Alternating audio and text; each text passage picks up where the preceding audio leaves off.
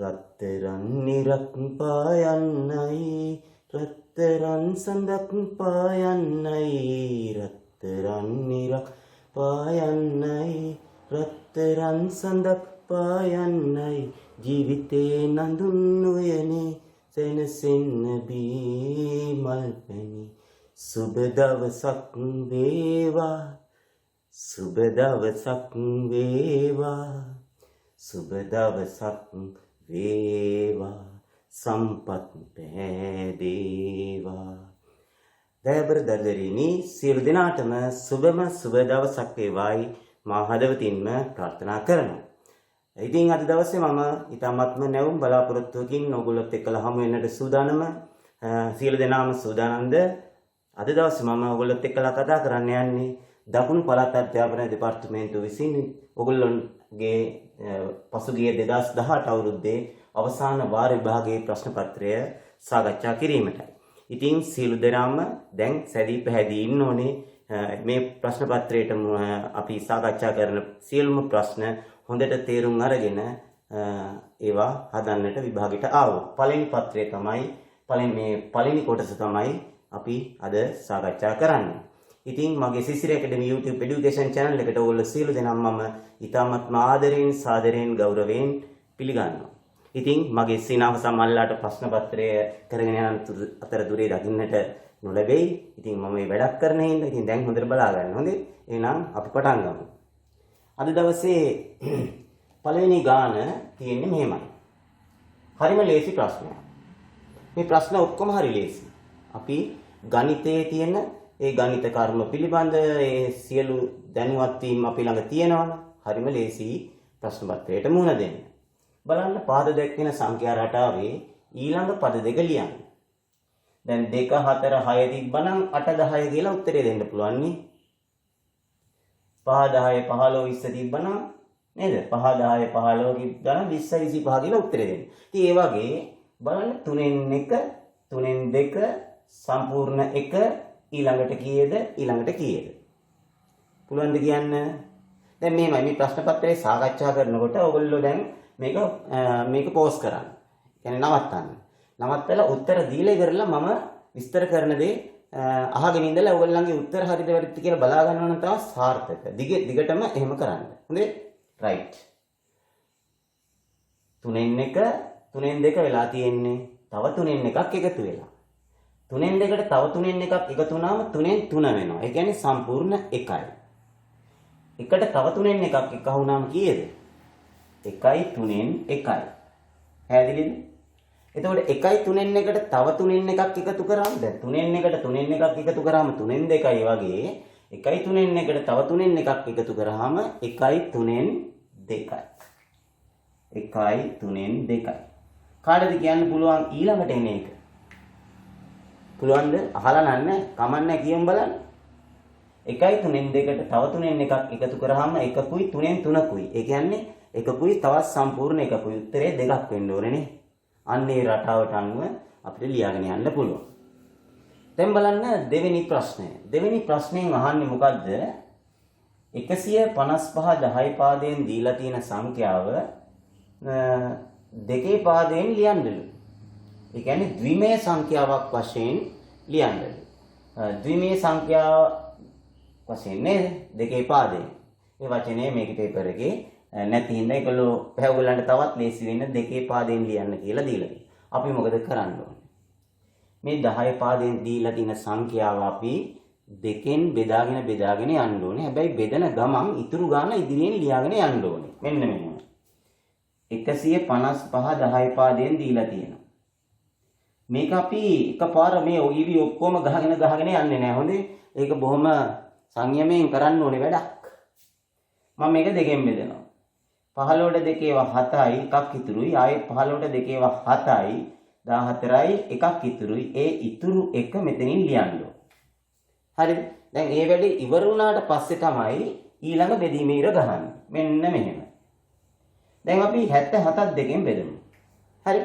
77 දෙකෙන් බෙදුවාම කීයද? දැන් ආයෙ ඊළඟ ඉර ගහගන්න එපා. හොඳේ කලබල වෙලා. 4ට 2 3යි එකක් ඉතුරුයි. 17ට 2 8ක් 16යි එකක් ඉතුරුයි. අන්න ඒ ඉතුරු එක තමයි මේ තියෙන්නේ. ඊළඟට අපිට තියෙන 38 දෙකෙන් බෙදන්න බෙදමු. 38 දෙකෙන් බෙදුවාම 19යි ඉතුරු නැහැ. ඉතුරු නැහැ කියලා බිඳුව ලියන්න ඕනේ. ඊළඟට 19 අපි නැවත දෙකෙන් බෙදනවා. 2 9ක් 18යි. එකක් ඉතුරු වෙනවනේ. 9ත් ආපහු දෙකෙන් බෙදෙනවා. ඉඩත් මදි වේද දන්නේ නැහැ දැන් බෙදන්න. 2 4ක් 8යි ඉතුරු 1යි. 4 නැවත දෙකෙන් බෙදන්නවා. 4ට 2 2යි ඉතුරු නැහැ. 2 නැවත අපි දෙකෙන් බෙදන්න ඕනේ. 2ට 2 1යි ඉතුරු කීයද? බිඳුවයි. හරිද? නැවත ඔයගොල්ලෝ මේ එකක් දෙකෙන් බෙදන්න. මේ එකක් දෙකෙන් බෙදන්න. මදි වගේ ඉඩ නේද? එක දෙකෙන් බෙදුවාම අපි මේ හරිය ඉඳලා නැවත අපි පොඩ්ඩක් ඉඩ ඇති කරගන්න. අපි මේ හරිය ඉඳලා නැවත අපි බෙදාගෙන ඉමු ඈ. නැත්නම් ඉඩ මදි වෙනවා. දැන් ඔන්න තව පාරක් අහ ගන්නවානේ එතකොට. ඔන්න 19 දෙකෙන් බෙදුවාම කීයද? 2 9ක් 18යි ඉතුරු 1යි. ඊළඟට අපි මොකද කරේ? 9 දෙකෙන් බෙදුවා. 9ට 2 ඒවා 4යි ඉතුරු 1යි. ඊට පස්සේ අපි 4 දෙකෙන් බෙදුවා. 2 ඒවා 2යි ඉතුරු කීයද? බිඳුවයි. ඊළඟට 2 නැවත දෙකෙන් බෙදනවා. 1යි ඉතුරු බිඳුවයි. ආයෙත් මම කිව්වා 1 දෙකෙන් බෙදන්න. 2 ඒවා 1ට 2 ඒවා නැහැනේ. බිඳුවයි ඉතුරු 1යි. එතකොට බිඳුව වෙනකල්ම බෙදන්න ඕනේ. හරිද? අර කුඩා පුදු ගුණාකාරය හොයනකොට අපි අර ප්‍රථමික සාධක වලින් බෙදාගෙන යනකොට යටට 1 ඒවා එනකොට නවත්තනවානේ මෙතන නෙමෙයි බිඳුව වෙනකල්ම බෙදන්න. හරි? ඊට පස්සේ අපේ සංඛ්‍යා දෙකේ පාදේ සංඛ්‍යාව වෙන්නේ යට ඉඳලා උඩට. යට ඉඳලා උඩට. හොඳේ? එතකොට ඉස්සෙල්ලාම තියෙන එකේ ඉලක්කම නේද? එහෙනම් බලන්න 1 බිඳුව බිඳුව 1 බිඳුව බිඳුව 1 1 බිඳුව 1 1 බිඳුව 1 1. මෙන්න දෙකේ පාදයෙන් අපි උත්තරේ දුන්නා. 1 බිඳුව බිඳුව 1 1 බිඳුව 1 1. 1 බිඳුව බිඳුව 1 1 බිඳුව 1 1. ඔන්න දෙකේ පාදයෙන් උත්තරේ. පැහැදිලි නේද? එතකොට ඕනම 10 පාදේ සංඛ්‍යාවක් දුන්නොත් ඔයගොල්ලෝ කරන්න ඕනේ දෙකේ පාදයට හරවන්න නම් ඒක දෙකෙන් බෙදාගෙන යන්න ඕනේ. ඉතුරු ගාන ඉස්සරහින් ක්‍රමයෙන් පිළිවෙලට ලස්සනට ලියාගන්න. කලබල නැතුව. රයිට්?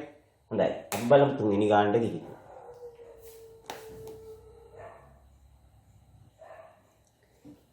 උදාහරණේ තුන්වෙනි ගැටලුව අගය සොයන්න තියෙනවා.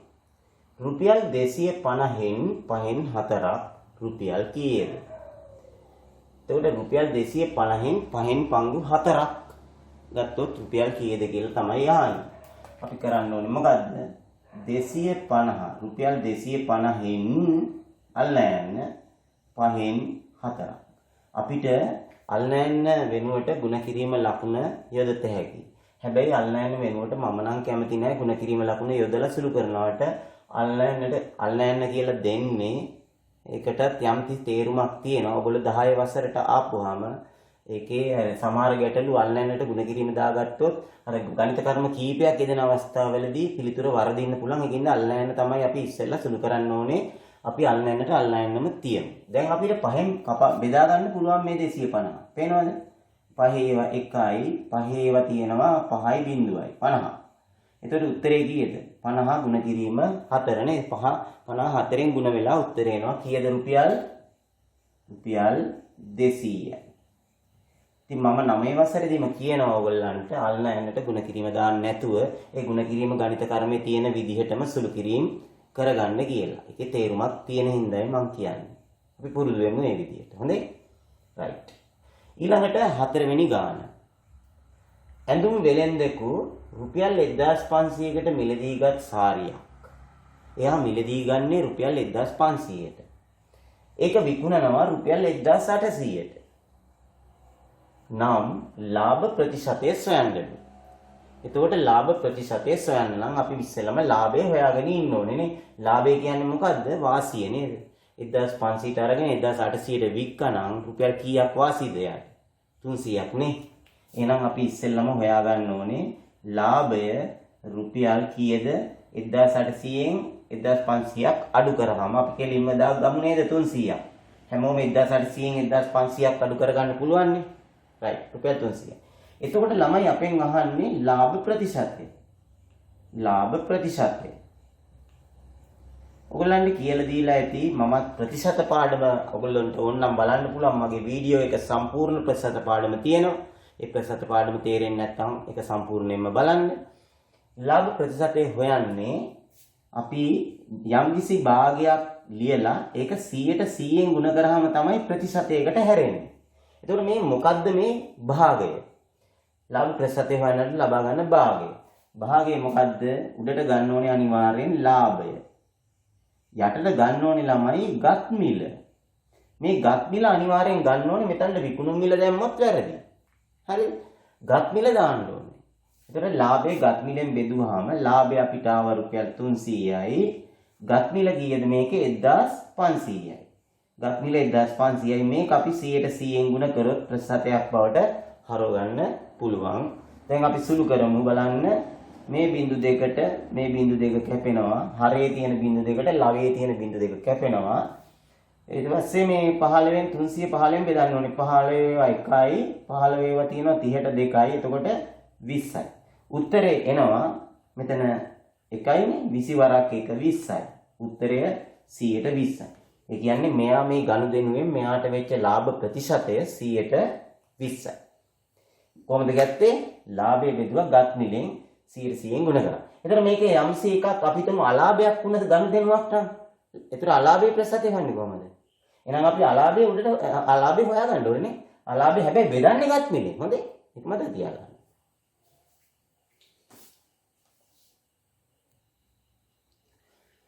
පස්වෙනි ගාන. පස්වෙනි ගානේ ඒරින 3 කියන වරහන ඒරින 5 කියන වරහනෙන් ගුණ කරන්න තියෙනවා. එතකොට කොහොමද ඔයගොල්ලන්ට මගේ වීඩියෝවේ මම කලින් ද්විපද ප්‍රකාශන දෙකක ගුණිතයක් කියන පාඩමේදී කියලා දුන්නේ මතකද? අපි මෙහෙමයි කරන්නේ.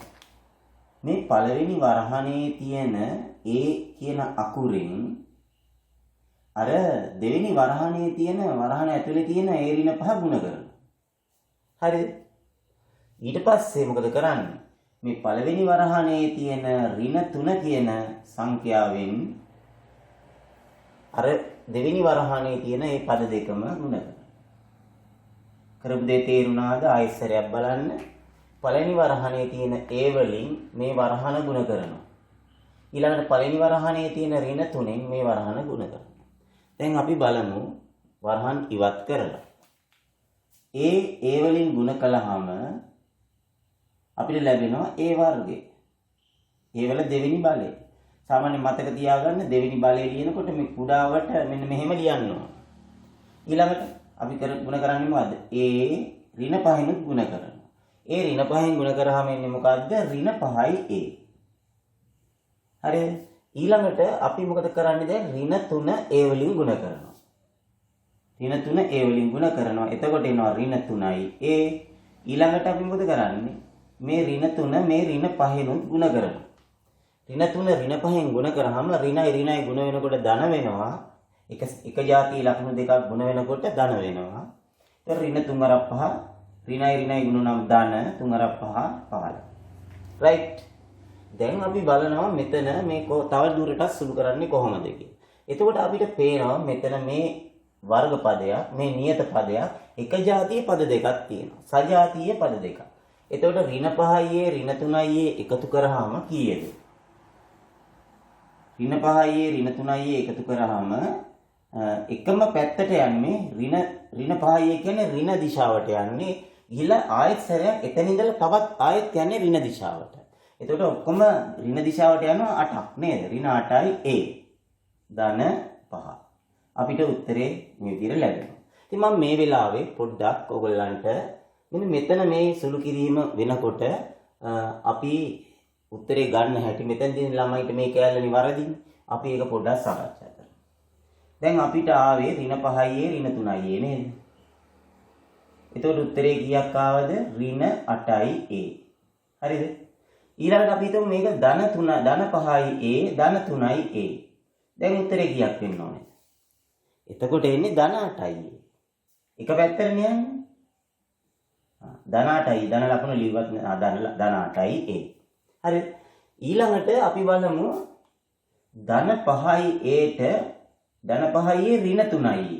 කොහොම තිබ්බොත් දැන් බලන්න මේක ධන දිශාවට කියන්නේ දකුණු පැත්තට යන්නේ. එතනට ගිහිල්ලා ආයෙත් වම් පැත්තට ඍණ දිශාවට එනවා. ඍණ 3යි කියන්නේ දකුණු පැත්තට 5ක් ගිහිල්ලා 3ක් වම් පැත්තට එනවා. අපි මේ වෙලාවට කරන්නේ දිශා දෙකකටනේ යන්නේ. ඒ වෙලාවට කරන්නේ ලොක්කගෙන් පොඩ්ඩක් අඩු කරලා ලොක්කගේ ලකුණ දානවා. 3යි 5යි වලින් 3යි අඩු කරාම 2යි ලොක්කගේ ලකුණ දාන. උත්තරේ එන්නේ ධන 2යි හරි. ඊළඟට අපි බලමු මේක අනිත් පැත්තට. ඍණ 5යි ධන 3යි මෙන්න මේක සුළු කරාම මොකද්ද එන්නේ? මොකක්ද එන්නේ? ඒ වෙලාවට ලකුණු දෙක වෙනස් නේද? එකතු කරන්න තියෙන පද දෙකේ ලකුණු දෙක වෙනස් නම් අපි ලොක්කගෙන් පොඩ්ඩක් අඩු කරනවා. 5යි වලින් 3යි අඩු කරාම 2යි ලොක්කගේ ලකුණ ඍණ. ඍණ 2යි උත්තරේ. ඉතින් ඔයගොල්ලන්ට වරදින තැන තමයි මම මේ වඩාත් පැහැදිලි කරේ. ඒ කියන්නේ මේ මැද පද දෙක ආවට පස්සේ ඒක සුළු කරගෙන ලියනකොට වරදින්න පුළුවන් ඉන්න. රයිට්. එහෙමනම් බලන්න මෙන්න මේක සාධක සොයන්න කියලා දෙනවා. සාමාන්‍යයෙන් සාධක සොයන්න දුන්නාම සාධක මොනවද සාධක වර්ග? දැන් මේ වගේ එකක සාධක හොයන්න දුන්නොත් 2යි ධන 10. මේ වගේ එකක සාධක හොයන්න දුන්නොත් අපිට පොදු සාධකයක් එළියට ගන්න පුළුවන් නේ. දෙකක් එළියට ගත්තාම එනවා a ධන 5යි. ඔන්න සාධක සෙව්වා. තව වර්ගයක් කියන්නේ මේ පොදු සාධක. තව වර්ගයක් කියන්නේ අපිට ඒගොල්ලෝ දෙන්න පුළුවන් වර්ගජ ප්‍රකාශනයක්. හරිද? මෙන්න මේක. A වර්ගයේ ඍණ 8යි ධන 5. A වර්ගයේ ඍණ 8යි ධන 5. මේක සාධක හොයන්න කිව්වොත් මේකට සාධක දෙකක් තියෙනවා නේද? ඒතර බලන්න මේකේ සාධක දෙක මෙන්න මේක වෙන්න ඕනේ නේ. A ඍණ 3යි A ඍණ 5යි. මේකේ සාධක දෙක ඔය දෙක වෙන්න ඕනේ. ඉතින් ඒක හදන්නේ මොකද? මේක මේ පියවරෙන් මේ පියවර ලියලා මේ පියවරෙන් මේ පියවර ලියලා මේ පියවරෙන් මේ උත්තරේ ගන්නවා. කොහොමද මේ පියවරෙන් මේ උත්තරේ ගන්නේ? පොදු සාධකයේ A ඍණ 5 ගත්ත එළියට ඊට පස්සේ ඉතුරු වෙන්නේ A ඍණ 3. එක සාධකයක් A ඍණ 3 අනිත් එක එන්නේ A ධන 5. මේ උත්තරේ ගත්ත හැටි. එතකොට අනිත් සාධක වර්ගය මොකක්ද? 9 වසරේදී ඔයගොල්ලන්ට මතකද පාඩමේදී කියලා දුන්නා මේකට කියන්නේ ළමයි අපි හඳුනා ගන්න ඕනේ වර්ග සංඛ්‍යා. මෙන්න මෙහෙම කියාගෙන යන්න පුළුවන් නම් වර්ග සංඛ්‍යා එකේ ඉඳලා එකේ වර්ගය 1යි දෙකේ වර්ගය 4යිනේ. එහෙම කියන්නේ නැතුව 1 4 ඊළඟට 3 වර්ගය 9 10 25 36 64 81 100 121 121ට පස්සේ ගියද 144 169 199 225. හරි. අඩුම ගානේ 225 වෙනකල්වත් වර්ග සංඛ්‍යා 10ට යනකොට මතක තියාගෙන යන්න ඕනේ. හරි. ඒක මතක තියාගන්න.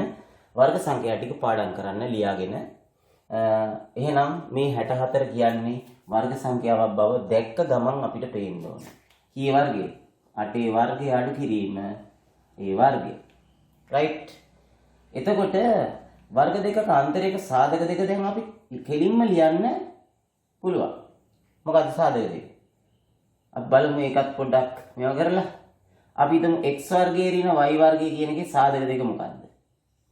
එක සාධකයක් x ඍණ y අනිත් සාධකය x ධන y නේද? එහෙනම් මේකේ සාධක දෙක මොකද්ද? එක සාධකයක් 8 ඍණ a අනිත් එක මොකද්ද? 8 ධන a. ඒ අර මේ විදිහට වර්ග දෙකක අතරේ සාධක අපි මතක තියාගෙන ඉන්න ඕනේ මේ විදිහට. ඒතකොට මේක ලියාගත්ත හැකි. ඒ කියන්නේ මේ වරහන් දෙක ගුණ කරොත් උත්තරේ මෙන්න මේක එන්න ඕනේ. මේ වරහන් දෙක ගුණ කරොත් මේ මැදට එන පද දෙක කැපිලා යනවා. ඒතකොට උත්තරේ අර මෙන්න මේ වගේ උත්තරයක් තමයි එන්නේ. හරි? රයිට්.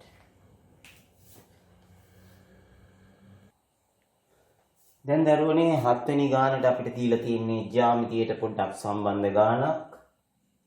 මේ ගානේ උඩින් ලියලා තිබ්බා මෙන්න මේ AB පාදය CDට සමාන්තරයි කියන එක සඳහන් කරලා තිබ්බා. මෙන්න මේ කෝණය 70යි මේ කෝණය 60යි අපිට හොයන්නලු A සහ B. ඒතර මේක ලකුණු දෙකයිනේ ඔයගොල්ලන්ට හම්බ වෙන්නේ. මේ ලකුණු දෙක ගන්න Aටයි Bටයි උත්තර දෙක ලියුවාම ලකුණු දෙක හම්බ වෙනවා. හැබැයි අර සාධනේ දෙවෙනි කොටසේ ගණන් වලදී නම් හේතු ලියන්න ඕනේ. මම නමුත් මෙතනදී පොඩ්ඩක් හේතු කියලා දෙනවා. හොඳේ? රයිට්. මොකද්ද A වලට උත්තරේ?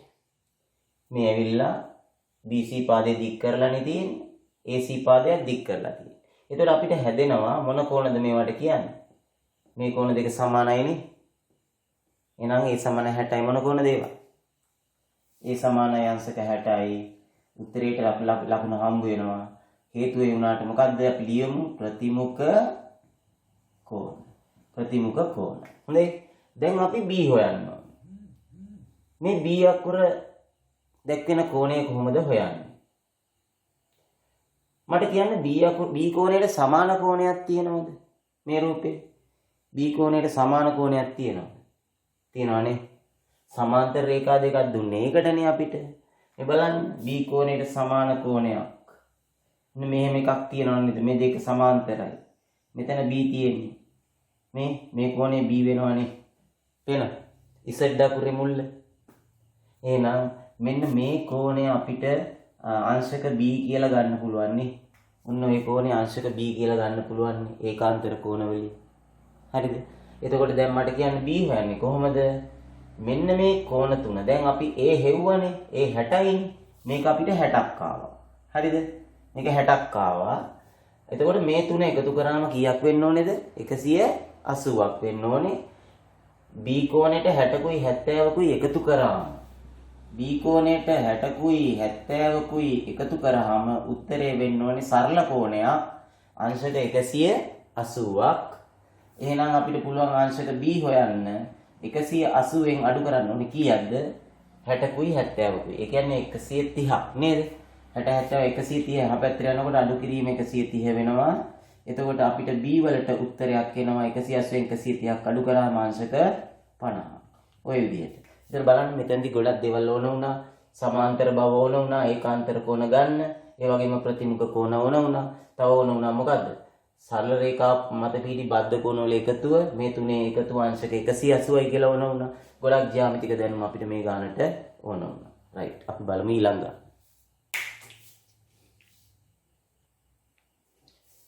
8 වෙනි ගාන ධාරිතාවයේ ලීටර් 4ක් වූ විශාල භාජනයෙන් මේ භාජනයක් තියෙනවා. මේකේ ධාරිතාවය කියන්නේ මේකේ අල්ලන මුළු ප්‍රමාණය ලීටර් 4යි. අන්නේ භාජනයෙන් 4න් 3ක පොල් තෙල් පරිමාවක් තියෙනවා. ඒ කියන්නේ මෙන්න මෙච්චරක් උසට පොල් තෙල් පරිමාවක් තියෙනවා.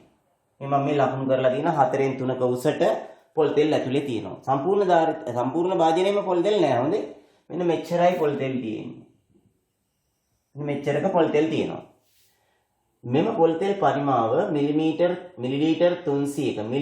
300ක් වූ කුඩා භාජන කීයකට දාන්න. මෙන්න මේ වගේ මිලිලීටර් 300ක ධාරිතාවයක් තියෙන කුඩා භාජන කීයකට දාන්න පුළුවන්ද කියලා අහනවා. ඉස්සෙල්ලාම අපි එහෙනම් හොයාගන්න ඕනේ මොකද්ද? අර මුළු ධාරිතාවයේ ලීටර් 4යිනේ. ඒකෙන් 4න් 3ක් කොච්චරද කියලා. එතකොට මට කියන්නකෝ 1 ලීටරයට තියෙන මිලිලීටර් ගාන. 1 ලීටරයට තියෙනවා මිලිලීටර් කීයක්ද? 1000ක්. නේ? එතකොට එහෙනම් ලීටර් 4ක් ධාරිතාවේ නම් ඒකේ තියෙනවා මිලිලීටර් කොච්චරද? මිලිලීටර් තියෙනවා 4000ක්. එහෙනම් අපි ඉස්සෙල්ලම හොයන්න ඕනේ භාජනයේ ඇති පොල් තෙල් ප්‍රමාණය නේද? භාජනයේ ඇති පොල් තෙල් ප්‍රමාණය. භාජනයේ ඇති පොල් තෙල් ප්‍රමාණය හොයන්නේ කොහොමද? මේ 4000න් 4න් 3ක් බලනවා. 4000න් 4න් පංගු 3ක් නේ තියෙන්නේ. ඒතකොට අපිට පේනවා 4 ඒවා තියෙනවා මෙතනට 1000ක්. 10 ඒවා 3ක් 3000යි. මිලිලීටර් 3000ක. මිලිලීටර් 3000ක ප්‍රමාණයක් තමයි පොල් තෙල් තියෙන්නේ. එහෙනම් අපිට තියෙන්නේ මේ වගේ භාජන කීයකට දාන්න පුළුවන්ද කියන්නේ මේ එක භාජනයක ධාරිතාවයෙන් මේක බෙදන්න ඕනේ. එතකොට අපිට තියෙන්නේ 3000 බෙදන්න ඕනේ 30න්. 3000 බෙදුවොත් කීයද? එක බිංදුවක් කපලා දාමු.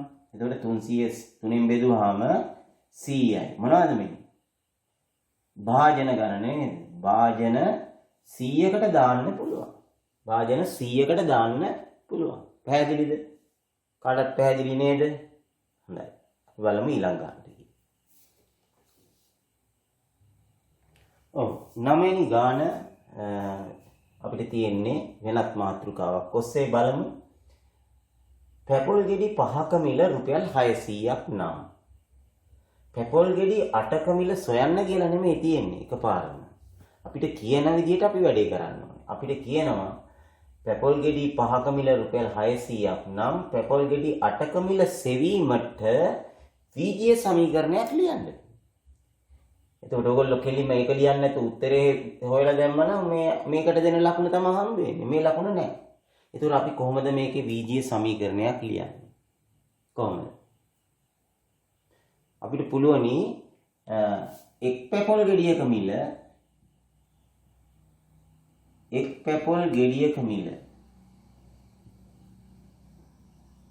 රුපියල් x කියලා ගත්තොත් පැපොල් ගෙඩියක මිල රුපියල් x කියලා අපි ගත්තොත් දැන් සමීකරණයක් ලියන්න බැරිද? පැපොල් ගෙඩි පහක මිල 600යි නේ. අපිට එතනින් පුළුවන් මේ පහ ගුණ කිරීම x සමානයි 600යි කියලා සමීකරණයක් ලියන්න. අන්න ඒගොල්ලෝ අහන එක බීජීය සමීකරණයක් ලියන්නලු. 5යි x සමානයි 600යි. එතකොට අපිට මෙච්චරයි මෙතනදි කරන්න තියෙන්නේ. ඊට පස්සේ තමයි කියන්නේ අපිට තියෙන සමීකරණය ලියන්න විතරයි. ඉතින් මේක ඕනනම් 5 ගුණ කිරීම x කියලා 5යි x කියලා කෙලින්ම ලියන්නත් පුළුවන් ඔයගොල්ලන්ට නේද? මේක ලියන්න නැතුව මේක කෙලින්ම ලියන්න පුළුවන් නේ 5යි x සමානයි 600යි කියලා. එතකොට එමගින් පැපොල් ගෙඩි 8ක මිල හොයන්න. ඔන්න දැන් අපි කොහොමද හොයන්නේ දැන්? අපිට ආව 5යි x සමානයි 600යි. අපි කරන්නේ දෙපැත්තම කීයෙන්ද බෙදන්න ඕනේ? දෙපැත්තම 5ෙන් බෙදන්න ඕනේ. එතකොට 5ට 5 කැපිලා යනවා. උත්තරේ එනවා x සමානයි කීයද? 60ට 5ව 12යි. එතකොට 120ක් එනවනේ. 5 60ට තියෙනවා 12ක්. එතකොට 120යි. මේ ආවේ මොකද්ද? එක පැපොල් ගෙඩියක මිල තමයි මේ ආවේ. නේද? අපිට රුපියල් වලින් උත්තරේ එන්නේ එක x කියන්නේ එක පැපොල් ගෙඩියක මිල. එහෙනම් අපිට පුළුවන් 8ක මිල කියලා කියන්නේ 8යි x. ඒ කියන්නේ 120 ඒවා කීයද? 8ක්. 12 සරක් 8 කීයද? 12 සරක් 8 96යි. 96යි ඒ කියන්නේ 960.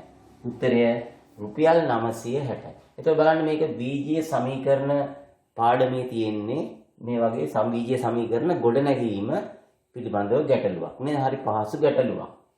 ඉතින් ඒක බීජීය සමීකරණ ඔයගොල්ලන්ට යම් අපහසුයක් තියෙනවා නම් මම ඔයගොල්ලන්ට බීජීය සමීකරණ වීඩියෝ එකක් ඉදිරිපත් කරලා තියෙනවා.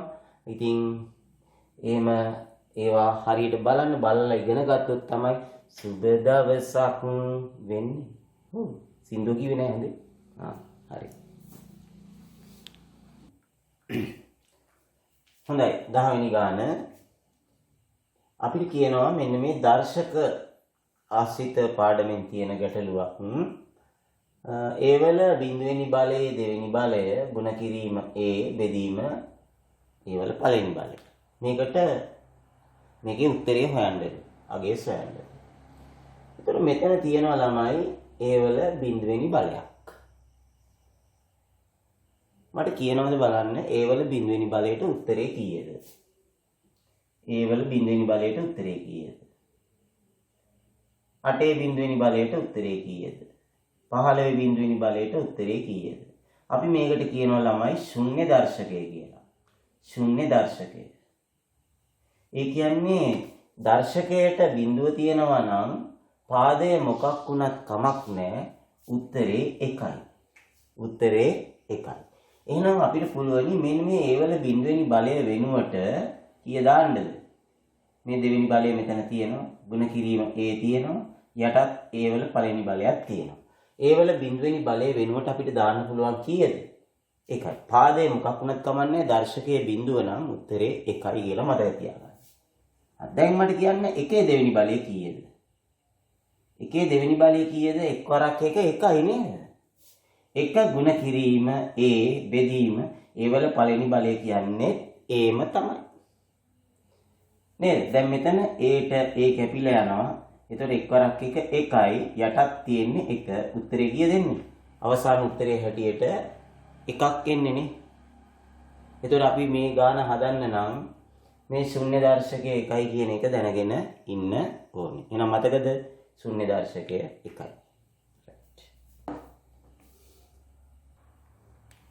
ඊළඟට 11 වෙනි ප්‍රශ්නයේ තියෙන්නේ පොඩි ප්‍රශ්නයක්. මතකද බලමු. සංඛ්‍යාවක් දීලා ඒක විද්‍යාත්මක අංකණයෙන් ලියන්න කියලා කියනවා. මොකද්ද මේ විද්‍යාත්මක අංකණයෙන් ලියන්න කිව්වම අපි කරන්න ඕනේ? මොකද්ද?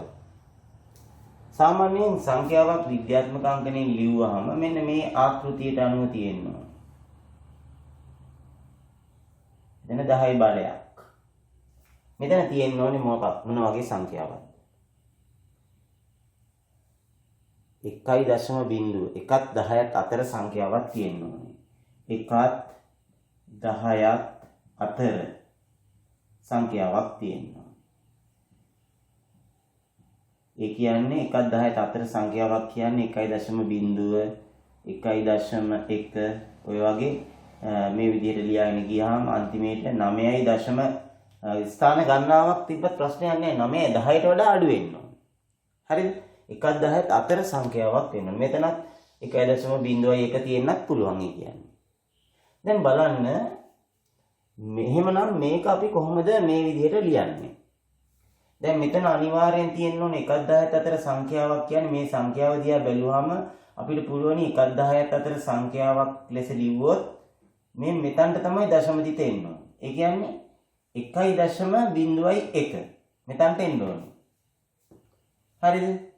එතකොට හැබැයි 1.01 නෙමෙයි මෙතන තියෙන්නේ. මෙතන තියෙන 1.01 නෙමෙයි අපි ලියාගත්ත 1.01. එතකොට කොහොමද අපි නැවත මේ සංඛ්‍යාව බවට පත් කරන්න බලන්න මෙතන දැන් මෙතන තිබ්බ දශම තිත මම මෙතනට ගෙනල්ලා ලියාගත්තා නම් මේ මෙතනට ගෙනල්ලා මම ලියාගත්තා නම් මේක නැවත මේ ස්ථානයට ගේන්න කීයෙන්ද බෙදන්න ඕනේ? හරිද? කීයෙන්ද බෙදන්න? දශම ස්ථාන කීයක් වම් පැත්තට එන්න ඕනද? ඔන්න මෙතන තියෙන එක 1යි 2යි 3ක් වම් පැත්තට එන්න ඕනේ නේ. දශම ස්ථාන 3ක් වම් පැත්තට එන්න ඕනේ නම් මේක බෙදන්න ඕනේ නැවත 1000න්. 1000න් බෙදුවොත් තමයි මේ උත්තරේ 1000න් බෙදුවොත් තමයි මේ උත්තරේ බවට පත් වෙන්නේ. හරිද? දැන් අපි බලමු 1.01 බෙදන්න තියෙන්නේ 1000 කියන්නේ 10 කීවෙනි බලයේද? 10 තුන්වෙනි බලයක් එන්නේ යටට. 10 තුන්වෙනි බලයක් එන්නේ යටට. එතකොට අපි හැබැයි මෙතන විද්‍යාත්මක අංකණය ලියනකොට මේ 10 බලය තියෙන්න ඕනේ මෙතන යට නෙමෙයි උඩ. එහෙමනම් අපේ උත්තරේ මොකක් වෙන්න ඕනේද? 1.01 ගුණ කිරීම මේ 10 යට තියෙන 10 තුන්වෙනි බලය උඩට එනකොට 10 ඍණ තුන්වෙනි බලය වෙනවා. එහෙනම් මේ සංඛ්‍යාව විද්‍යාත්මක අංකණය ලියුවාම මෙන්න මේක තමයි අපේ පිළිතුර වෙන්නේ. මේ ආකෘතියට අනුව අපි උත්තරේ ලබා දුන්නේ. ඉතින් ළමයි ඔයගොල්ලන්ට 10 වසරට ආපුවාම මේක දිහා බලලා එකපාරම මේක ලියන්න ක්‍රම අපි කියලා දෙනවා. ඕනනම් මම දැන් කියලා දෙන්නම්. මෙතන බිංදු 3ක් තියෙනව නේද? බිංදුවයි දශම බිංදුවයි බිංදුව තියෙනවනේ මුලට. එතකොට මෙතන මේ මුල තියෙන බිංදුවත් එක්කම බිංදු ගාන ගණන් කරන්න. බිංදු 3ක් තියෙනව නේද? එහෙනම් කෙලින්ම එන්නේ 10 බලයේ ඍණ 3. හරිද? මෙහෙම තිබ්බනම් මොන දැන් මට කියන්නේ මේකට උත්තරේ 0.0.1 මේක විද්‍යාත්මක අංකණයෙන් ලිව්වොත් කොහොමද එන්න ඕනේ? මෙතනත් 1ත් 10ත් අතර සංඛ්‍යාව වෙන්නේ 1.01. හරිද? එතකොට අපි 10 බලය කීයද ගන්න ඕනේ? අපිට තියෙන ළමයි මේ මුලටම තියෙන බිංදුවත් එක්ක මේ මුල තියෙන බිංදු ගාන ගණන් කරන්න. බිංදු කීයක් තියෙනවද? 4යි. ඒ කියන්නේ මේකට උත්තරේ 10 ඍණ 4 වෙනවා. ඉතින් ඕගොල්ලන්ට විභාගෙදී කෙලින්ම උත්තරේ ලියන්න පුළුවන් දැන් නේද? හරිද? මම ඒක වෙන හැටි තමයි මේ සාකච්ඡා කළේ. ඕගොල්ලන්ට මේක ලියන්න පුළුවන් නම් කෙලින්ම මේක ලියන්න පුළුවන් නම් කෙලින්ම එච්චරයි ඉගෙන ගන්න ඕනේ. එතකොට තමයි සුබ දවසක් වෙන්නේ. හරිද? විභාගේ දවසේ. දරුවනි ඊළඟට අපිට තියෙනවා චූටි කව කට්ට පාවිච්චි කරලා කරන්න පුළුවන් චූටි නිර්මාණයක් ගැන. හරි? අපිට කියනවා 12 වෙනි ප්‍රශ්නයෙන් PQ සරල රේඛාවේ මධ්‍ය ලක්ෂය x ලෙස නම් කරන්න. අපි දැන් අඩිකෝදුව තියලා PQ කියලා සරල රේඛාවක් අපිට සෙන්ටිමීටර් 8ක් දිග රේඛාවක් ඇඳනනම් අපිට පුළුවන් 4න් මෙන්න මේ විදිහට මධ්‍ය ලක්ෂය ලකුණු කරන්න. හරිද? x කියලා මධ්‍ය ලක්ෂය ලකුණු කරන්න. ඒ කියන්නේ මේ දිගට සමාන වන ලෙස ඔයගොල්ලෝ කැමති දිගක් ගන්න PQ වලට අපිට කියන්නේ මධ්‍ය ලක්ෂය x ලෙස නම් කරන්න. ඊට පස්සේ මොකද්ද කියන්නේ? x හිදී PQ රේඛාවට ලම්බකයක් නිර්මාණය කරන්න. මේ x කියන තැන ඉඳලා මේ PQ රේඛාවට මෙහෙම ලම්බකයක් නිර්මාණය කරන්න. හරිද? එතකොට මම ඔයගොල්ලන්ට වීඩියෝවක් ඉදිරිපත් කරලා තියෙනවා 9ටයි 10ටයි 11ටයි 3ටම මූලික නිර්මාණ සියල්ල කියලා. මූලික නිර්මාණ සියල්ල කියලා වීඩියෝ එකක්. මම උගන්වන ආනන්ද බාලිකා ජාතික පාසලේ නම් සියලු දරුවෝ 9ත් එහෙමයි 9 සියලු දරුවෝ කියන්නේ ඒගොල්ලෝ මේ නිර්මාණ පාඩමේ මේ මූලික නිර්මාණ සියල්ල කියන වීඩියෝ බලලා ඒගොල්ලෝ පොත් හදාගෙන තියාගෙන ඉන්නවා ලස්සනට. හරිද? ඉතින් අපිට පුළුවන් දැන් ඒකේ තියෙනවා මේ නිර්මාණ සියල්ලම. හොඳයි. දැන් කොහොමද අපි මේ x වලට මේ pq රේඛාවේ තියෙන මේ x වලටදී මේ pq රේඛාවට ලම්බකයන් නිර්මාණය කරන්නේ? අපිට පුළුවනි කැමති නම් දැන් මධ්‍ය ලක්ෂණේ ලකුණු කරලා තියෙන්නේ අපි. කැමති නම් මේ x වල ඉඳලා දෙපැත්තෙන් ඡාප දෙකක් ගහන්න ඕනේ. අපිට කැමති නම් ඔයගොල්ලෝ කැමති නම් මේ pq දුර ගන්නට අරගෙන මේ දුර අරගෙන ගන්නට අපිට පුළුවන් දෙපැත්තෙන් ලක්ෂයන් දෙකක් සමදුරින් ලකුණු කරන්න. නැත්නම් අපිට පුළුවන් දුර අඩු කරගෙන දැන් මෙතන ඉඳලා මේ පැත්තෙන් ඡාපෙකුයි මෙතන ඉඳලා මේ පැත්තෙන් ඡාපෙකුයි ඔහම දෙපැත්තේ මේ x වල ඉඳලා දෙපැත්තෙන් ඡාප දෙකක් ගහ ගන්නවා. හරිද? ළඟින් ගහ ගන්නවා. ඊට පස්සේ අපි කරන්නේ මේ දුර පොඩ්ඩක් වැඩි කර ගන්නවා. කවකට Tamanට කැමති ප්‍රමාණයක් වැඩි කරගන්න. හැබැයි දැන් මේ වැඩි කරගන්න දුර මෙන්න මේ දුරට වඩා වැඩි වෙන්න ඕනේ. නැත්නම් අර ඡාප කැපෙන්නේ නැහැ. හොඳේ. දැන් ඔන්න මම පොඩ්ඩක් වැඩි කරගත්තා. වැඩි කරගෙන මේ මෙතන තියලා මේ අර x වල ඉඳලා දෙපැත්තෙන් ගහගත්තු ඡාප දෙක තියෙනවනේ. අනේ ඡාප දෙකේ ඉඳලා තමයි අපි මේ උඩින් ඡාප දෙකක් ගහන්න යන්නේ. මෙතන ඉඳලා මේ දුරින් මෙහෙම ඡාපයක් ගහනවා. ඊට පස්සේ මේ මෙතන ඉඳලා මෙන්න මෙහෙම ඡාපයක් ගහනවා. හරිද? ගහලා දිග වැඩි ඡාප කෑලි දිනවා මෙහෙම පොඩ්ඩක් ලස්සන වෙන්න ඔය විදිහට තියාගෙන දැන් අපිට තියෙන්නේ මේ රේඛාව යා කරන්න. කොයි රේඛාවද? දැන් ලම්බ ගෙනීම. ඒ x වලට මේ ලක්ෂය යා කරන්න තියෙන්නේ. එතකොට ළමයි ඕගොල්ලෝ කරන්නේ ටක් ගාලා මෙහෙම අඩිකොදුව තිබ්බා. ඩෝන් ගාලා එකක් ගෙවනේ. එහෙම නෙමෙයි. හරිද? එතකොට අපිට මේ ලක්ෂය හරහා සමාල්ලාට යන්නේ මේ පැන්සල හේතු කරනකොට පොඩ්ඩක් එහානින් තමයි යන්නේ. ඉතින් අපි කරන්න ඕනේ මේ ඉස්සලා තියන්න ඕනේ මේ පැන්සල් තුඩ හරියට මෙතන තියලා මෙහෙම යා කරා. මෙතන ලං කරගන්න. ලං කරලා ඊට පස්සේ යට පැත්තෙන් x හරහා යන විදිහට තියාගන්න. හරි දැන් තේරුණාද? මෙන්න මෙහෙම පැන්සල් තුඩ තියලා මෙතන මෙන්න මේ විදිහට හේතු කරගන්නවා. ඊට පස්සේ මෙතන හරහා යන විදිහට ආපහු හැර මෙතනින් හේතු කරගන්නවා. ආයෙත් දැන් මෙතන වෙනස් වෙලාද කියලා බලලා දැන් මේ රේඛාව මෙන්න මෙහෙම යා කළොත් හරියටම මේ ලක්ෂ දෙක හරහා යනවා. නැත්තම් සමහරලාට ඔයගොල්ලෝ එහෙම ඉස්සෙල්ලා තියෙන පැන්සල් තුඩ තියලා හේතු කරේ නැත්තම් අපිට එතනින් ඒ රේඛාව යන්නේ නැති වෙයි. එහෙම ගියේ නැත්තම් මෙතන අංශක අන්වේ කෝණයක් හැදෙන්නේ නැහැ, ලම්බ වෙන්නේ නැහැ. හරි? දැන් හරියට මේ නිර්මාණ වල මම කියලා දෙනවා මේ වීඩියෝවෙන් මූලික නිර්මාණ සියල්ල කියන වීඩියෝ හැම ළමෙක්ම වගේ පොතක් හදාගන්න. ලස්සන 10ටත් ඕන වෙනවා, 11ටත් ඕන වෙනවා.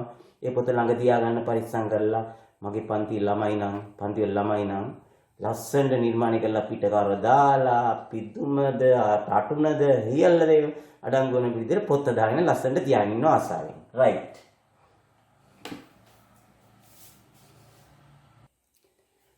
ඔව් දරුවනේ 13 වෙනි ප්‍රශ්නය ඔයගලන්ට ලබා දීලා තියෙන්නේ සමීකරණ පාඩමට අනුව බොහොම චූටි ප්‍රශ්නයක්. අපිට මේක විසඳන්න කියන්නේ x වලට උත්තරේ ලබා දෙන්න නම් මේ හරේ තියෙන දෙකේ ඉලක්කම අපි මෙතනින් අයින් කරගන්න ඕනේ. මට කියන්න මේ හරේ තියෙන දෙකේ ඉලක්කම මෙතනින් අයින් කරගන්න නම් මොකද කරන්න ඕනේ? මේ සමීකරණය ලියාගෙන මේ හරේ තියෙන දෙකේ ඉලක්කම මෙතනින් අයින් කරගන්න නම් කපා ගන්න නම් අපි මේ දෙපැත්තම දෙකෙන් ಗುಣ කළ යුතුයි නේද? ඒතර බලන්න මේ දෙක කැපිලා යනවානේ. මේ පැත්ත විතරක් බෑ මේ පැත්තත් දෙකෙන් ಗುಣ කරන්න ඕනේ. එතකොට අපිට උත්තරේ එනවා මොකද්ද? x සමානයි 5 10යි කියලා. හිතාමත්ම සරලම සමීකරණයක් නේ. හොඳයි. අපේ 13 වෙනි ප්‍රශ්නය 14 නේද? 14 වෙනි ප්‍රශ්නය. 14 වෙනි ප්‍රශ්නේ තියෙන්නේ මේ රූප සටහනේ තියෙන තොරතුරු වලට අනුව x හොයන්න කියලා. x ලාගේ හොයන්න. එතකොට දැන් අපිට ත්‍රිකෝණ පිළිබඳව ගත්තොත් මේකේ අපිට පේනවා පාද දික් කරලා තියෙනවා. පාද දික් කරලා තියෙනවා නම් ඒ අර බාහිර කෝණ ප්‍රමේය මතකද? ත්‍රිකෝණයක පාදයක් දික් කළාම හැදෙන බාහිර කෝණය සමාන වෙනවා අභ්‍යන්තර සම්මුඛ කෝණ දෙකේ එකතුවට. මේ බාහිර කෝණය සමාන වෙන්නේ මේ දෙකේ එකතුවට. මේ බාහිර කෝණය සමාන වෙන්නේ මේ දෙකේ එකතුවට. මේක හොයාගත්තොත් හරි x හොයාගන්න පුළුවන්. එහෙම නැත්නම් මේ බාහිර කෝණය සමාන වෙන්නේ මේ කෝණ දෙකේ එකතුවට. ඒ කියන්නේ මේක හොයාගත්තොත් ඒත් හරියි. අපි මේ දෙකෙන් එකක් හොයාගමු. කොයිකද ඔයගොල්ලෝ කැමති? කොයිකද කැමති? මේ පැත්තේ බාහිර කෝණයෙන් හදන්න කැමති කියමුකෝ. එහෙනම් මම මේ කෝණය හොයා ගන්න ඕනේ. මට කියන්න මෙන්න මේ කෝණය අගේ කීයද? මෙන්න මේ ඩොට් එක තියෙන කෝණය අගේ කීයද? අපි එළියෙන් ලියමු. එතකොට මේ දෙක එකතු 180 නම් 180න් 110ක් අඩු කරන්න ඕනේ නේ. 180න් 110ක් අඩු කරාම කීයද? 180න් 110ක් අඩු කරන්න. කීයද? අංශක 70යි. මේක 70යි. එහෙනම් 150 සමාන වෙන්නේ මේ x උයි 70යි එකතු කරාම. අපි සමීකරණය ලියනවා. x එකතු කිරීම 70. මේ කෝණයයි මේ කෝණය එකතු කරාම මේ බාහිර කෝණය 150ට සමාන වෙනවා. දැන් මෙතනක් තියෙන සමීකරණයක් දැන් විසඳන්න. ඉතින් සමීකරණයක් විසඳීම අපි හොඳට ඉගෙන ගන්න ඕනේ. ඉතින් මේ 70 ධන 70 එහා පැත්තට අරන් ගියාම ඍණ 70යි වෙනවා කියලා සමහර ළමයි දන්නවා. එහෙම වෙන්නේ කොහොමද කියලා අපි බැලුවොත් එහෙම මේ 70 අයින් කරන්න මේ 70ක් අඩු කරනවා මේ පැත්තෙනුත් අඩු කරනවා එහා පැත්තෙනුත් අඩු කරනවා 150න් 70. දෙපැත්තෙන්ම 70 70 අඩු කරනවා. එතකොට බලන්නකො මේ කැපිලා යනවනේ මේ දෙක. දැන් නිකම්ම අර 70 අඩු වෙලා නේ එහා පැත්තට ගිහිල්ලා. උත්තරේ x සමානයි කීයද? 150න් 70ක් අඩු කරාම අංශක 80යි කියලා අපිට x වලට උත්තරයක් කරගන්න. තව සමහර ළමයි මෙහෙමත් හදනවා. මේක 70යි. මෙතන 150 නම් මේක 30යි. ඒතර 70යි මෙතන 30යි. x උයි 70යි 30යි එකතු කරාම 180යි මේ බලන්න. x උයි 70යි මෙතන ඕනනම් 30ක් කියලා අපි ගත්තොත් 30කුයි එකතු කරාම උත්තරේ 180ක් වෙනවා කියලා ත්‍රිකෝණයේ අභ්‍යන්තර කෝණ තුනේ එකතු අරගෙන සමහර ළමයි හදනවා.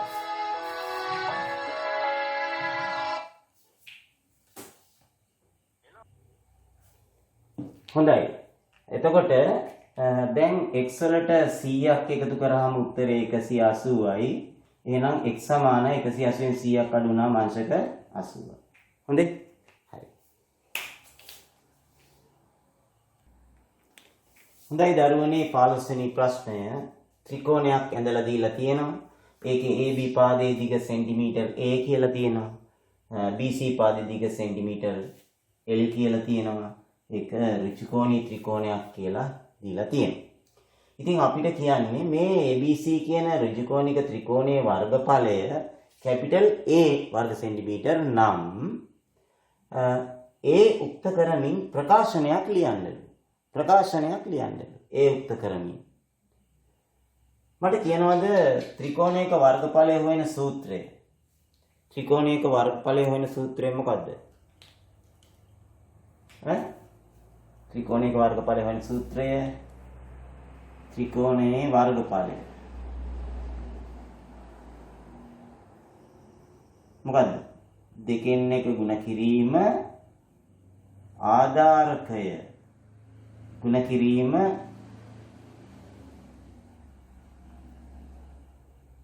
ලම්බ උස.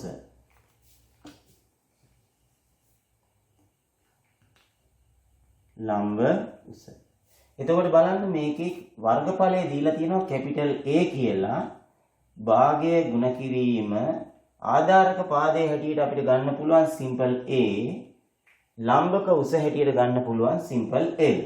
එතන මේක අපි බලන්න.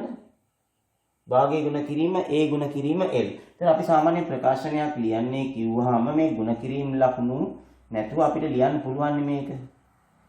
දෙකෙන් එකයි A L කියලා අපිට ලියන්න පුළුවන් නේ.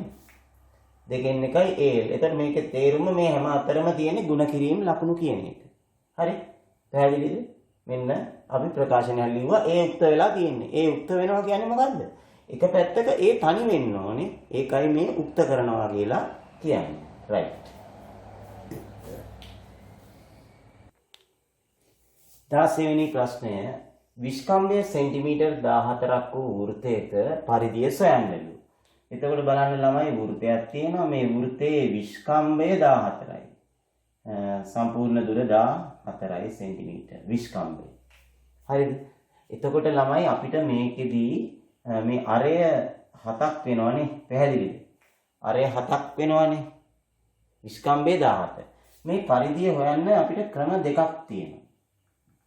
පරිධිය හොයන්න පුළුවන් 2πr කියන සූත්‍රයෙන්ොත් තවත් එකක් තියෙනවා පරිධිය හොයන්න පුළුවන් 5D කියන සූත්‍රයෙන්. මෙතනදී R වෙනුවට දාන්නේ අරය. R කියන්නේ අරය. මෙතන D කියන්නේ විස්කම්භය. බලමු අපි දෙකෙන්ම හදලා දෙක ගුණ කිරීම මේ 5 වලට 7න් 22 දාන්නලු. එතකොට මේකේ අරය මෙතන මේ සූත්‍රයේදී අරය R කියන්නේ අරය. අරය 7 දාන්නේ අපි. මේ සූත්‍රයෙන් හදනකොට 5 වලට 7න් 22 දානවා. මේ විස්කව D කියන්නේ විස්කම්භය. විස්කම්භය කෙලින්ම 14 දානවා. අපිට මේ දෙකෙන්ම එකම උත්තරේ එන්න ඕනේ පොතේ හැටියට නන්නේ. 7 ඒවා 7ට 1යි. උත්තරේ දෙවරක් 22 44යි සෙන්ටිමීටර.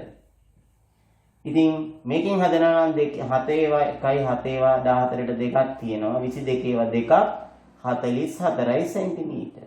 ඉතින් ඔයගොල්ලන්ට මේ සූත්‍ර දෙකෙන් ඕනෙකින් හදන්න පුළුවන්. මම නම් ඉතින් වැඩියෙන් කැමති මේ 2πr සූත්‍රය තමයි අපිට නිතර යෙදෙන්නේ. පරිදි ඇහුවොත් කියන්නේ 5D ඉස්සෙල්ලා ළමයි කියන්නේ 2πr කියලා, වර්ගඵලය ඇහුවොත් πr වර්ගය කියලා කියනවා නේද? රයිට්. එහෙනම් අපි බලමු ඊළඟ ගානට කියලා. අපිට කියනවා මෙන්න මේ සංඛ්‍යා රේඛාවේ මෙන්න මේ නිරූපිත මෙන්න මේ අසමානතාවය ලියා දක්වන්න. ඉතින් අපි මේ පාඩමේදී අසමානතා පාඩමේදී මම උගන්වලා තියෙනවා එම වීඩියෝවෙන්. හරිම ලේසි මේක. ඕගොල්ලෝම හුරු කරනවා මෙන්න මෙහෙම. මේ වගේ අසමානතාවයක් ලියන්න දිව්වොත් අපිට තියෙන්නේ ළමයි ඉස්සෙල්ලාම x අකුර ලියන්න. මොකද මේක ඇවිල්ලා සංඛ්‍යා රේඛාව කියන්නේ x අක්ෂය නේද? x අක්ෂයනේ. එතකොට x ලියලා ඔයගලන්ට කියනවා මම මේ පැත්තට කුඩා ලකුණ දාගන්න, මේ පැත්තට කුඩා ලකුණ දාගන්න. හරිද? ඉතින් වැඩේ පටන් ගන්න ඔන්න ඕක ලියාගෙන. එතකොට එන්නේ ළමයි මොකක්ද දන්නවද? කීයට වැඩිද කීයට අඩුද? කීයට වැඩිද කීයට අඩුද? කීයට වැඩිද? ඍණ එකට වඩා වැඩිනේ. ඍණ එකට වඩා වැඩි. හැබැයි එකට වඩා අඩුයි. එකට වඩා අඩුයි. ඊළඟට බලනවා මේ රවුම් පාට වෙලා තියෙන හැටි. මට කියන්න මේ එක කියන තැන ඇඳලා තියෙන මේක රවුම් වෙලා නේ මේ පාට වෙලා තියෙනවා නේ. එහෙනම් මේ පාට වෙලා තියෙන පැත්තට අපි සමාන ලකුණක් දානවා. ඒ කියන්නේ එක වෙන්නත් පුළුවන්. හැබැයි මේ පැත්තේ ඍණ එක අයිති නැහැ කියන අදහස. ඍණ එකට වැඩි ධන එකට අඩුයි හෝ සමයි. ඍණ එකට වැඩි ධන එකට අඩුයි හෝ සමයි කියන එක තමයි මේ කියවෙන්නේ. ලකුණු දෙකක් ගන්න පුළුවන්. තප්පර ගානේ අර මං කිව්ව කාරණය x අකුර ලියලා දෙපැත්තටම අඩු ලකුණ දාගෙන ඔදා ගන්න ඕනේ කියන එක මතක තියාගන්න චුට්ටක්. රයිට්. හොඳයි 18 වෙනි ප්‍රශ්නය. හෝම් යන වචනේ අක්ෂර. හෝම් කියන වචනේ අක්ෂර කුලකයක අවයවාකාරයෙන් ලියන්නලු. ඒතර කුලකයක අවයවාකාරයෙන් ලියන්නලු.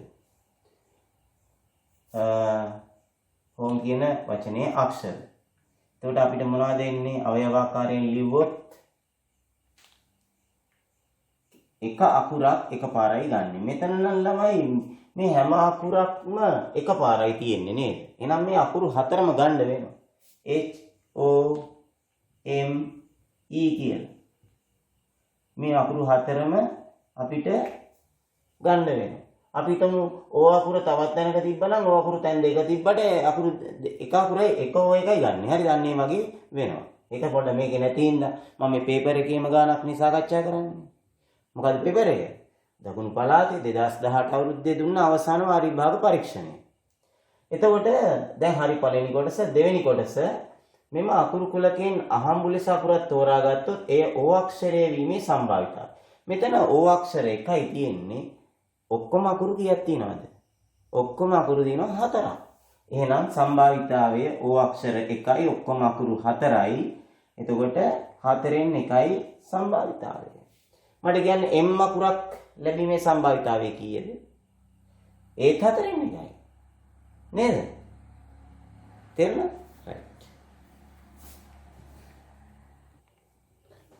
ඔන්න ඊළඟට ළමයි දිගංශය සම්බන්ධයෙන්.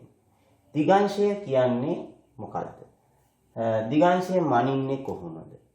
දිගංශය ලියන්නේ ඉලක්කම් කීයකින්? දිගංශය ලියන්නේ ඉලක්කම් 3කින්. හරිද?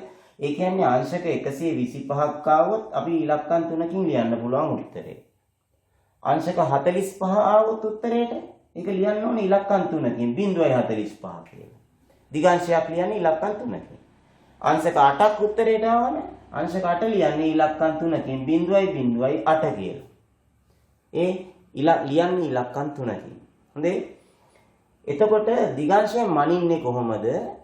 හැමතිස්සෙම උතුරෙන් පටන් අරගෙන මේ කියන්නේ මේ උතුරු ඇඳලා තියෙන්නේ නේද? උතුරෙන් පටන් අරගෙන දක්ෂිනාවර්තව තියෙන කෝණේ තමයි. ඒ කියන්නේ ඔරලෝසුවේ කටුව කැරගෙන පැත්තට උතුරෙන් පටන් අරන් ඔරලෝසු කටුව කැරගෙන පැත්තට තියෙන කෝණේ තමයි දිගංශයෙන් මනින්නේ. හරිද? උතුරේ ඉඳලා දක්ෂිනාවර්තව තියෙන කෝණේ. එතකොට අපෙන් අහන්නේ මොකද්ද? B වල සිට බැලුවහම B සිට බැලුවහම A පෙනෙන දිගංශය තමයි අපෙන් අහන්නේ. එතන මම මෙතන ඉඳලා බැලුවාම මේ A අකුර දිහා බැලුවාම A පෙනෙන දිගංශය කියන්නේ එතකොට අනිවාර්යෙන් අපි B වලදී උතුරක් ගහ ගන්න ඕනේ නේ. එතන ගහලා තිබ්බේ නැත්නම් අපි B වලදී උතුරක් ගහ ගන්න ඕනේ. මේ උතුරේ ඉඳලා දක්ෂිනාවර්ත A පෙනෙන දක්ෂිනාවර්ත මෙන්න මේ කෝණය තමයි අපි හොයලා දෙන්න ඕනේ. පැහැදිලිද? මේ කෝණය තමයි අපි හොයලා දෙන්න ඕනේ. එතකොට මේක හොයන්නේ කොහොමද? අපි මේක ලකුණු දෙකේ ගානක් නේ ළමයි. O level විභාගෙදිත් අපිට ලකුණු දෙන්නේ මෙහෙමයි. මේ කෝණය හොයන්න අවශ්‍ය කරන තවත් එක් කෝණයක් මොකක් හරි තවත් කෝණයක් මේ රූපයේ ඔයගොල්ලෝ ලකුණු කරොත් එක ලකුණක් දෙනවා. එහෙනම් මේ කෝණය කීයද? එක ලකුණක් ගන්න පුළුවන්. කිව්වොත් මේ කෝණය කීයද? දෙකේම එකතු 180යිනේ. මේ කෝණය කීයද අංශක? කීයද? අංශක 30යි. හරිද? මේක 30යිනේ. එතකොට ළමයි ඔයගලන්ට පුළුවන් මෙතනින් මෙතනට එන්න මේක 30යි. ඊට පස්සේ දැන් අපි මේ කෝණයට තමයි දැන් යන්න පුළුවන්. බලන්න උතුරු රේඛා දෙක සමාන්තරයිනේ. එහෙනම් මෙතන හැදෙනවා C අකුරේ මුල්ලක්. එතකොට මේ කෝණයයි ඇවිල්ලා මොකද්ද? මිත්‍ර කෝණ. C අකුරේ මුළු දෙක මිත්‍ර කෝණනේ. මෙහෙම C අකුරේ මුළු දෙකක් මිත්‍ර කෝණ. මේක 30යි නම් මේ දෙකේ එකතුව කීයද? මේ සමාන්තර රේඛා දෙකක්. එතකොට මිත්‍ර කෝණ කියන්නේ මෙන්න මේ මුළු දෙකට. මේක 30 නම් මේක 100 කීයද? 50ක් වෙනවා නේ. 150ක් වෙනවා. එතකොට මිත්‍ර කෝණ වලින් අපිට මෙතනට යන්න පුළුවන්. 180න් 30ක් අඩු කරාම 150. කියන්නේ මිත්‍ර කෝණ වලින් අපිට මෙතනට 150ක් කියලා යන්න පුළුවන්. ඔයගලන්ට පේන්නේ නැද්ද? එහෙම යන්න ඕනේ නැහැ එච්චර. මෙච්චර ලස්සනට නහය කහන්න පුළුවන් එකේ එහෙම මෙහෙන් අත දාලා නහය කහන්න ඕනේ නැහැ නේද? කෙලින්ම යන්න පුළුවන්. මේ උතුරු රේඛා දෙක සමාන්තරයි. මේ බලන්න ඒකාන්තර කෝණයක් හැදෙනව නේද? මෙහෙම ගියා මෙහෙම ගියා මෙහෙම ගියා. මේ Z අකුරේ මුල්ලක් තියෙනවානේ. කෙලින්ම 150යි නේද ඒකාන්තර කෝණ වලින්. පැහැදිලිද?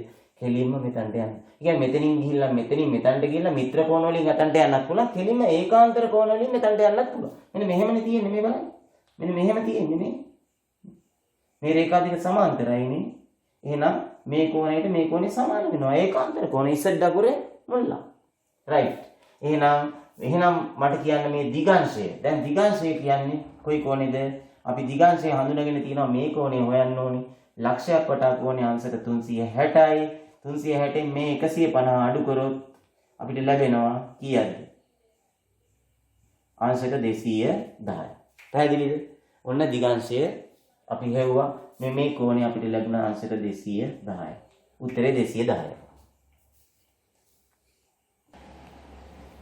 එහෙනම් ඔයගොල්ලන්ගේ එක පත්‍රයේ අන්තිම ගාන ඒක ටිකක් අමුතු විදිහකට දීලා තියෙන්නේ. බලන්න හොඳට කියවලා 10 4 A 1 10. මෙන්න මේ සංඛ්‍යා පහක් තියෙනවා. මෙතන එකක් දීලා නැහැ. ඒකට A අකුරක් දාලා තියෙනවා. මේ දත්ත සමූහයේ මාතය මධ්‍යස්ථයෙන් දෙගුණයක්. මාතය මධ්‍යස්ථයෙන් දෙගුණයක්. ඇත්තටම මොකද්ද මේකේ මාතය? මාතය කියන්නේ 10යි නේද? වැඩිම වාර ගානක් තියෙන්නේ 10නේ. එහෙනම් මධ්‍යස්ථය වගේ දෙගුණයක් කියන්නේ මධ්‍යස්ථය කීයක් වෙන්න ඕනේද? 5ක් වෙන්න ඕනේ. මධ්‍යස්ථය 5ක් වෙන්න ඕනේ. මාතේ මධ්‍යස්ථය වගේ දෙගුණයක් නෙමෙයි. මාතර මධ්‍යස්ථය 5ක් වෙන්න ඕනේ. ඒතර බලන්න දැන් මේ සාමාන්‍ය මධ්‍යස්ථයක් ලියනකොට ආරෝහණ පිළිවෙලට ලියාගන්න ඉපේ අපි. එහෙනම් පොඩි මේක 1. ඊළඟ එක 4. හරිද? ඒතර මේ 10 ඉලක්කම් දෙක අන්තිමේට එන්න ඕනේ. හරිද? එතකොට බලන්න අන්න දැක්කද? මේ මාතේ 10යි මධ්‍යස්ථය වගේ දෙගුණයක්. එහෙනම් අනිවාර්යෙන් මධ්‍යස්ථය 5ක් වෙන්න ඕනේ. මධ්‍යස්ථය 5ක් වෙන්න ඕනේ. අපිට කියන්නේ මාතේ මධ්‍යස්ථයෙන් දෙගුණයක් නම් මධ්‍යන්නේ සොයන්න කියලා. ඉතින් අපිට එක උත්තරයක් ආවා ඒ සමානයි 5ක් කියලා. ඒ 5ක් වෙන්න ඕනේ. ඒක දැන් මම අපෙන් අහන්නේ දැන් මධ්‍යන්නේ සොයන්න කියලා. එහෙනම් දැන් අපි කොහොමද මේකේ මධ්‍යන්නේ සොයන්නේ? මධ්‍යන්නේ හොයන්නේ මේ ඉලක්කම් ටික ඔක්කොම එකතු කරන්න ඕනේ. එකතු කරන්න නම් මේ 5 හොයාගන්න ඕනේ අපි. 5 හොයාගත්තනේ දැන්. එහෙනම් දැන් එකතු කරමු. 4යි 1යි 5යි 5යි 5යි 10යි 20යි 30යි. ඒතර එකතු වෙනවා 30ක්. මේ 30 බෙදන්නේ කීයෙන්ද? මෙතන සංඛ්‍යා ඔක්කොම තියෙනවා 1යි 2යි 3යි 4යි 5ක්. සංඛ්‍යා 5ක් තියෙනවා. ඒතර ඔක්කොම එකතු කරලා 5න් බෙදන්න ඕනේ. උත්තරය මධ්‍යන්නයට කීයද? සෙන්ටිමීටර් මධ්‍යන්නයට කීයද එන්නේ? උත්තරය මධ්‍යන්නය 6යි. මෙතන ඇවිල්ලා අපි දන්නේ නැහැ මේක ඒකක මොනවද කියලා නේද? මධ්‍යන්නයට උත්තරේ 6ක් එනවා. එහෙමනම් හරි නේද? එහෙනම් අද දවසේ අපි එක පත්‍රයේ ප්‍රශ්න 20ක් සාකච්ඡා කරා. එහෙමනම් මම ඊළඟ දවසේ ඔයගලන්ට අලුත් වීඩියෝවක් අරන් ඉන්නේ මොකද්ද කියලා ඔයගොල්ලෝ දැන් හොඳටම දන්නවා. මොකද්ද? මම අරන් ඉන්නේ 2018 දකුණු පළාත් අධ්‍යාපන දෙපාර්තමේන්තුව විසින් ඉදිරිපත් කරපු අවසාන වාරයේදී 9 වසරට දුන්න මෙම ප්‍රශ්න පත්‍රය. ඔයගලන්ට පුළුවන් මේක ඔයගලන්ට ඩවුන්ලෝඩ් කරලා අරගෙන වැඩිහිටියට කියලා ඩවුන්ලෝඩ් කරලා අරන් print out එකේම අරගෙන තියාගන්න. එතකොට ඔයගලන්ට තවත් වඩා පාසුයි. පුළුවන් නම් මම වීඩියෝ එක ඉදිරිපත් කරන්න තව දවස් කොහොමදත් සතියක් විතර යයි. දවස් 4-5ක් යයි. ඉතින් ඒ වෙනකොට ඔයගොල්ලෝ මේ ප්‍රශ්න පත්‍රය හදලා තියාගත්තොත් එතකොට ඔයගලන්ට වඩාත් පහසුවෙන් වීඩියෝ එක බලලා උත්තර සාකච්ඡා කරගන්න පුළුවන් වෙයි. එහෙමනම් මම අද ගන්නපු දේවල් ඔයගලන්ට ලස්සනට වැටහුණා නම් මම හිතනවා වැටහුණා ඇතේ කියලා. ඉතින් ඕගලන්ට පුළුවන් මගේ සිසිර ඇකඩමි YouTube education channel එක subscribe කරපු නැති ළමයි ඉන්නවනම් රතු පාට නම් තාම subscribe button එක click කරන්න. ඊට ඉදිරියෙන් එතකොට මේ bell icon එකක් එයි. ඒකට click කරලා ඒකට all දෙන්න. එතකොට මම වීඩියෝ එකක් දාපු ගමන් ඔයගලන්ට message එකක් phone එකට එයි. ඉතින් මාගේ සිසිර ඇකඩමි channel එක ඒකේ link එක ඔයගොල්ලන්ගේ යාළු එළියන් අතරේ බෙදලා යවලා ඒක ඔයගොල්ලෝ නැති තියෙනවා නම් ඔයගොල්ලන්ගේ Facebook account නැත්නම් WhatsApp එහෙම තියෙනවා නම් ඒවා මාර්ගයෙන් අනිත් යාළුවන්ට එම link එක ලබා දෙන්න මම ඉල්ලා සිටිනවා. ඉතින් අද දවසේ මම ඔයගොල්ලන්ගෙන් සමුගන්නයි සූදානම. එහෙනම් සුබ දවසක් වේවා. සුබ දවසක් වේවා. සුබ දවසක් වේවා. සම්පත් දේවා. අයවා